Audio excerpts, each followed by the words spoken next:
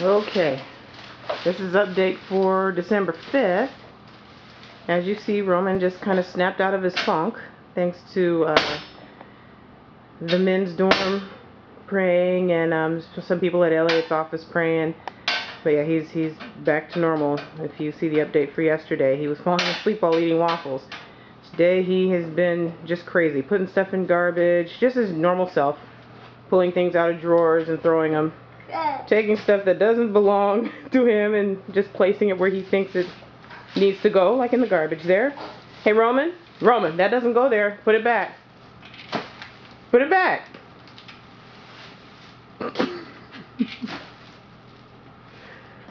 It's about 4:30 now, and this has been my whole day.